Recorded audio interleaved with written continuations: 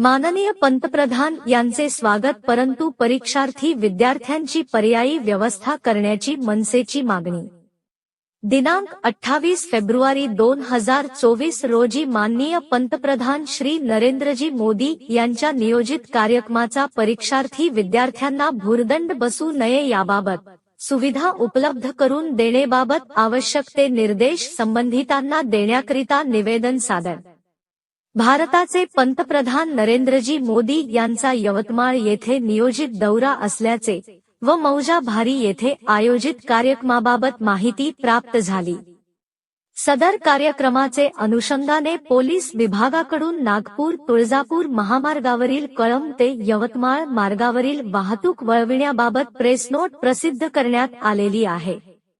देशाचे पंतप्रधान नरेंद्रजी मोदी हे यवतमाळ येथे येत आहेत ही आनंदाची गोष्ट आहे व त्यांचे स्वागतच आहे, परंतु खेडेगावातील अनेक विद्यार्थी शाळा व परीक्षेकरिता यवतमाळ येथे येत असतात व हा परीक्षेचा काळ असून त्यांच्या दौऱ्यामुळे विद्यार्थ्यांना अकारण भुर्दंड बसून त्यांचे शैक्षणिक नुकसान होऊ नये याबाबत संबंधित विभागांना निर्देश देऊन विद्यार्थ्यांच्या येण्याजाण्याचे हाल होऊ नये यादृष्टीने योग्य ते आदेश निर्देश देण्यात यावे, असे निवेदन जिल्हाधिकारी यवतमाळ यांना देण्यात आले।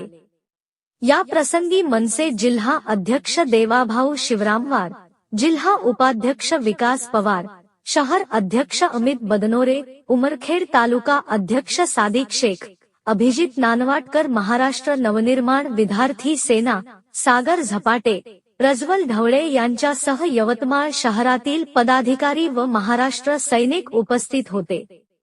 तालुका प्रतिनिधी सौ ज्योत्स्ना प्रफुल्ल नान्ने, न्यूज 24 आपकी आवाज।